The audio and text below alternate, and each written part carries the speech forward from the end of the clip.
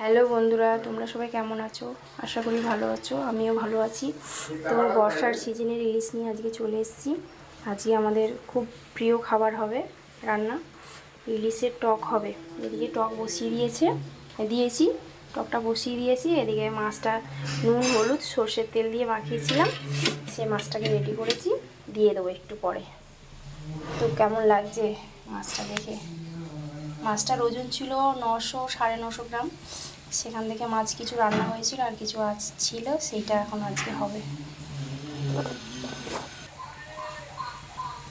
তো এখন মাছটা দিয়ে দিচ্ছি। এটা আমের টক হচ্ছে। তোমাদের কাদের কাদের বাড়িতে এখন করে আম হচ্ছে, কাঁচা আম? আমাদের আবার বোল এসছে আমের, আবার কিছু কিছু আম বড়ও হয়ে গেছে, সেই আম থেকে টক করা হচ্ছে।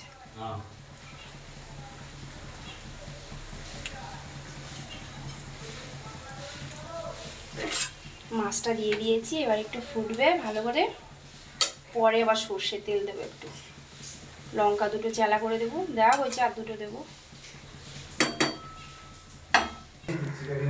রান্না প্রায় শেষের দিকে, এবারে সর্ষের তেল দেবো, কটা কাঁচা লঙ্কা দেবো, নামিয়ে গ্যাস অফ করে দেবো।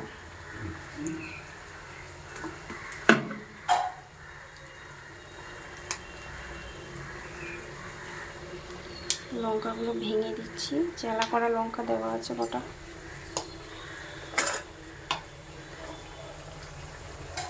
ব্যাস হয়ে গেছে, একটু ফুটবে। তো হয়ে গেছে, এবারে গ্যাস অফ করে দেবো। তো তোমরা কারা কারা ইলিশ মাছের টক খাও কমেন্টে জানাতে পারো। ভিডিওটা কেমন লাগলো অবশ্যই জানাবে, ভালো লাগলে একটা লাইক কমেন্ট শেয়ার করে দেবে। তো বাই বাই।